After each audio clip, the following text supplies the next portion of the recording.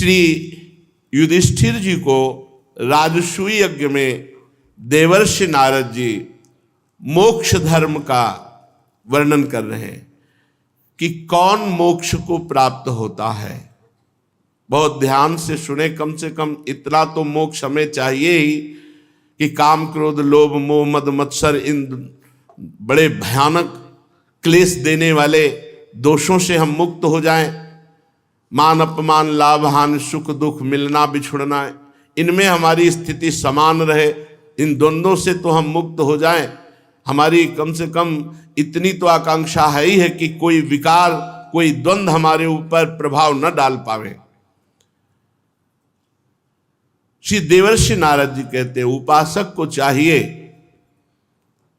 मन को निसंकल्प करने के लिए शरीर को स्थिर और प्राणों को सूक्ष्म करना अनिवार्य है। जिनका शरीर निरोग हो, अवस्था यौवन हो, उनको चाहिए कि शरीर को निश्चेष्ट और प्राणों को सूक्ष्म करें।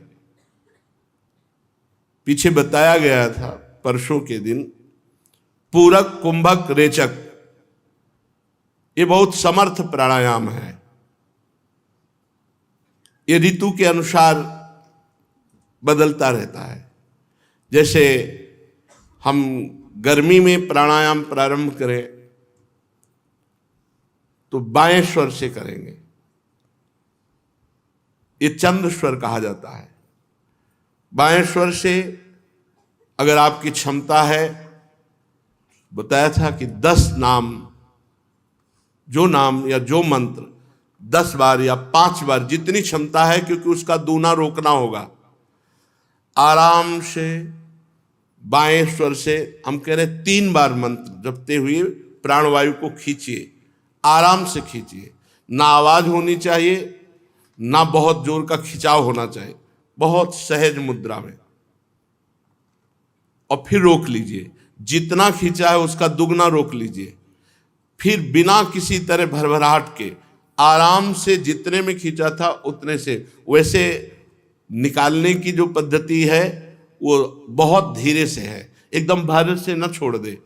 फिर दाएं से खींचे, फिर रोके, फिर बाएं से निकाले।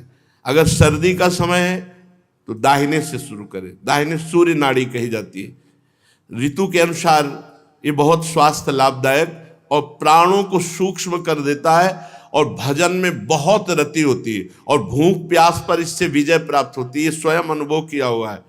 90 प्राणायाम करते थे। जैसे गंगा किनारे अब न भोजन है, न वस्त्र है, सर्दी गर्मी बरसात सब सहना है, तो इसी प्राणायाम के बल से सहा जाता था। पसीना आ जाता था भीषण सर्दी में।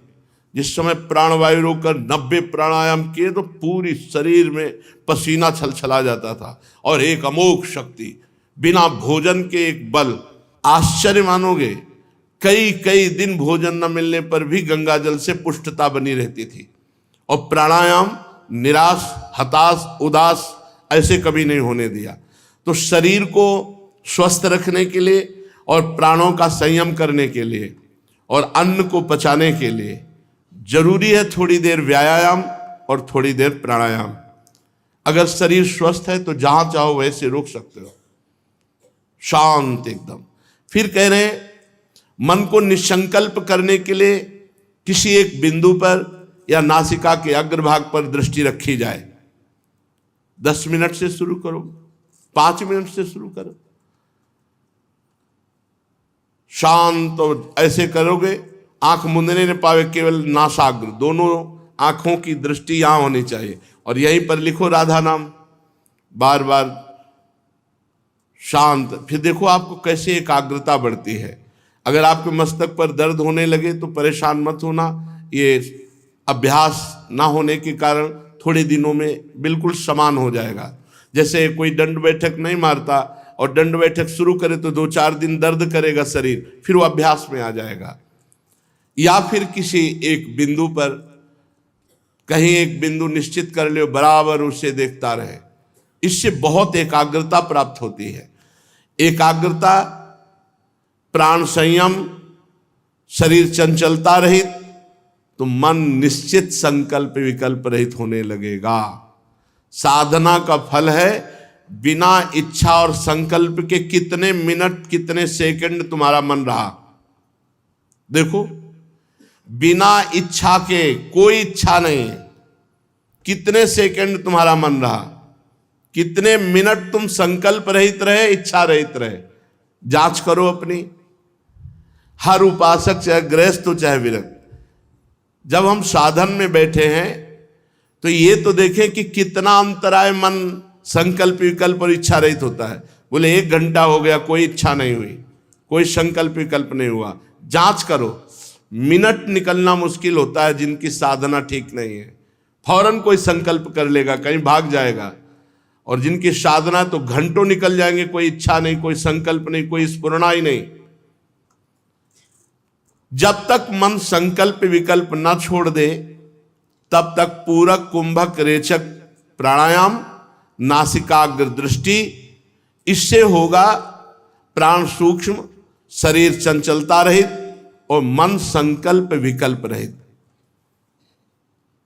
ये मोक्ष मार्ग का पथिक, जो भगवत मार्ग का पथिक जरूर होना चाहिए। ये दिनचर्या जरूर होनी चाहिए। काम की चोट से घायल चित्त जब साधक का इधर उधर चक्कर काटते हुए भागे तो उसको सहारा नहीं मिलना चाहिए काम का।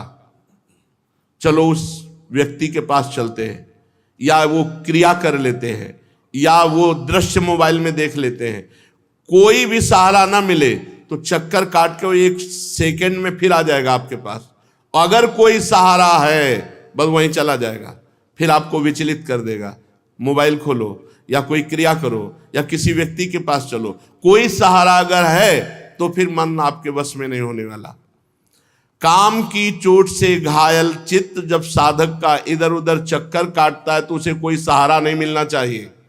जैसे जल जहाज का पक्षी उड़े और उसे कोई अन्य बैठने को लिए ना मिले तो पुनः वहीं आकर बैठ जाएगा, ऐसे ही मन पुनः साधन में लग जाएगा। और अगर सहारा मिल गया तो भ्रष्ट कर देगा। जहां जहां तुम्हारा मन जाए वहां वहां से उसे लौटाकर धीरे धीरे अपने लक्ष्य में लगावे, प्रभु के चिंतन में, प्रियालाल के चिंतन में लगावे। जब साधक निरंतर इस प्रकार अभ्यास करता है तो जैसे ईंधन अग्नि में ना डाला जाए तो अग्नि कुछ समय बाद शांत और बुझ जाती है, ऐसे विषय भोग ना दिया जाए तो मन और जनेंद्री ये शांत हो जाएंगे। पर शांत हो गए इसका मतलब ये नहीं कि तुम काम विजयी हो गए हो। अगर फिर घास डाल दोगे तो फिर उसमें अग्नि जल उठेगी। अभी वो शांत हुई है, पूरी बुझी नहीं है। बुझती है परमात्मा प्राप्ति के बाद। जहां परमात्मा साक्षात्कार हुआ तो नहीं स्वात्मारामम विषय मृग तृष्णाम भ्रमयति। आत्माराम पुरुष को फिर ये झूठे विषय फंसा नहीं सकते। थोड़े ही समय में साधक का चित्त शांत हो जाता है। जब काम वासनाएं चोट करना बंद कर देती हैं, वृत्तियां शांत हो जाती हैं, चित्त एकाग्र हो जाता है, उसी समय ब्रह्मानंद भगवदानंद का स्फुरण होता है। जहां ब्रह्मानंद का स्फुरण हुआ तो निज सुख बिन मन होए कि थिर। अब निज सुख मिला, अब मन कभी उसका बाहर नहीं जाएगा। ब्रह्मानंद भगवदानंद का जो ही स्फुरण हुआ, अब मन बाहर नहीं जाएगा। कब हुआ? फिर एक बार ध्यान से सुन ले, बहुत सुंदर साधना की बात है। जब तक मन संकल्प विकल्प नहीं छोड़ता तब तक भगवत मार्ग पुष्ट नहीं होता।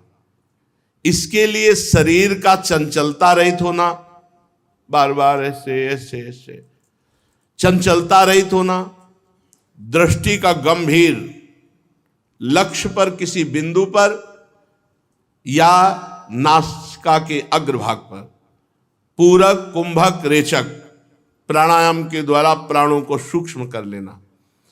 अब काम की चोट से घायल हुआ चित्त साधक का इधर उधर जहां भटकता है, उसे कोई सहारा नहीं मिलना चाहिए, तो वो वहां से लौटकर धीरे धीरे बार बार जाएगा और लक्ष्य में आ जाएगा।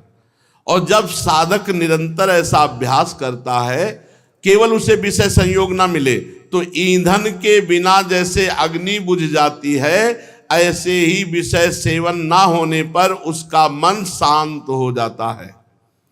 जब काम वासनाएं स्फुरण होना बंद हो जाती हैं, वृत्तियां शांत हो जाती हैं, तब चित्त में भगवदानंद का स्फुरण होता है, ब्रह्मानंद का स्फुरण होता है। अब कभी उसके अंदर वासना नहीं जगेगी, क्योंकि ब्रह्मानंद का जहां सुख मिला, भगवदानंद का सुख मिला, अब मन झूठे विषयों में नहीं जाएगा।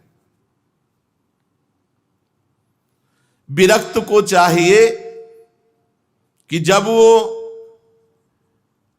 अर्थ से, काम से और साधारण धर्मों से विरक्त हो गया है, तो पुनः इनका कभी जीवन में स्वीकार नहीं करना चाहिए, इनका सेवन नहीं करना चाहिए।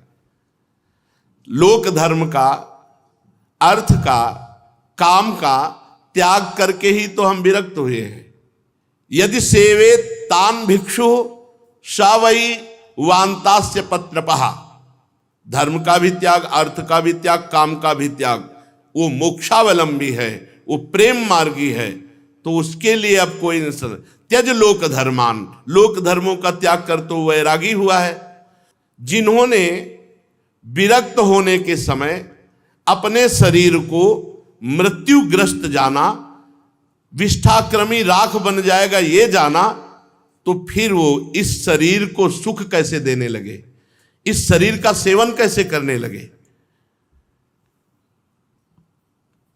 ये चारों नष्ट हो जाते हैं। जो गृहस्थ अपने गृहस्थ धर्म के कर्म का त्याग कर देता है, वो नष्ट हो जाता है। जो ब्रह्मचारी ब्रह्मचर्य व्रत का त्याग कर देता है, वो नष्ट हो जाता है।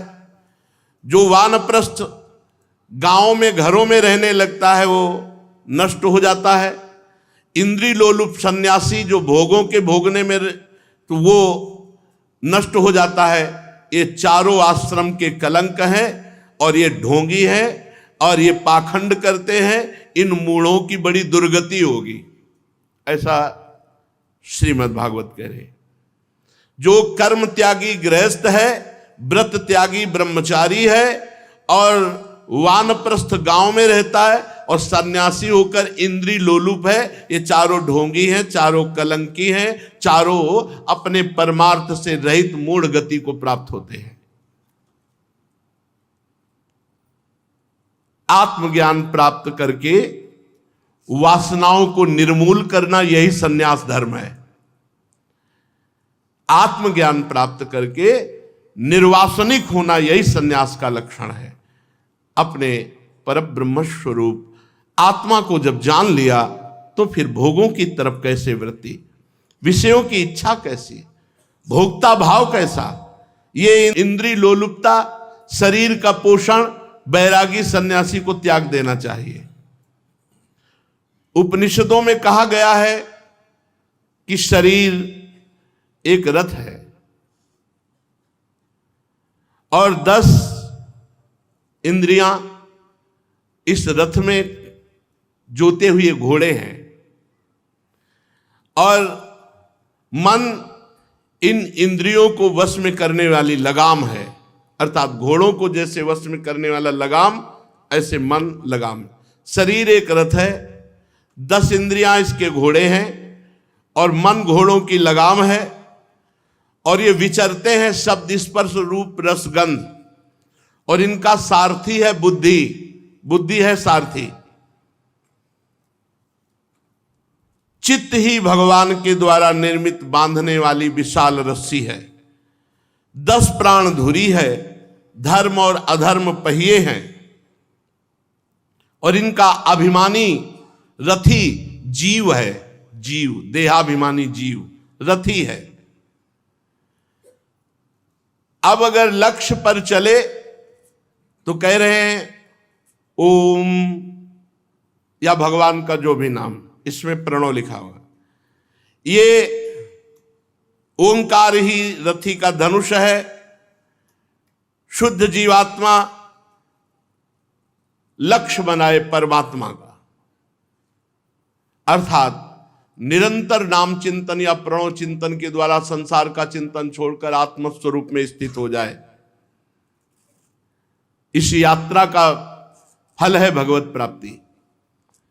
राग द्वेष, लोभ शोक मोह भय, मद मान अपमान, दूसरों के गुणों में दोष निकालना, छल हिंसा, दूसरों की उन्नति देखकर जलना, ईर्ष्या, तृष्णा, प्रमाद, भूख और नींद, ये शत्रु हैं। इन पर विजय प्राप्त करना चाहिए। साधन में चलने पर ये बड़ी बाधा पहुंचाते हैं। फिर सुन लो, राग, किसी भी शरीर से अत्यंत प्रेम हो जाना राग कहते हैं। यही राग जब भगवान की तरफ लगता है तो अनुराग कहा जाता है, और यही राग जब शरीरों की तरफ लगता है तो बहुत बंधन कारक होता है। जैसे हिरण से राग हो गया तो अगला जन्म हिरण का, और जब राग होता है और प्रतिकूल व्यवहार हो जाए तो फिर द्वेष हो जाता है। साधक इनसे बचे, राग और द्वेष से। ना किसी से अपनापन और ना किसी से द्वेष। द्वेष होगा तो जलते रहोगे, अपनापन होगा तो जलते रहोगे, दोनों तुम्हारे हृदय को जलाएंगे। और लोभ, धन का लोभ नहीं होना चाहिए। जब परमार्थ में चले हैं तो जैसे भगवान जीवन निर्वाह करें, धन की याचना नहीं करनी चाहिए, धन के लिए प्रयास नहीं करना चाहिए, धन का संकल्प भी नहीं बनाना चाहिए कि इतना धन आ जाए। नहीं, जो दे दें उसी से व्यवहार करो। शोक, कोई मर जाए मिट जाए, शोक नहीं करना चाहिए।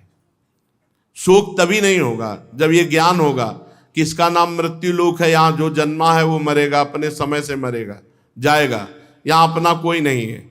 बहुत बुरी दशा हो जाती शोक में।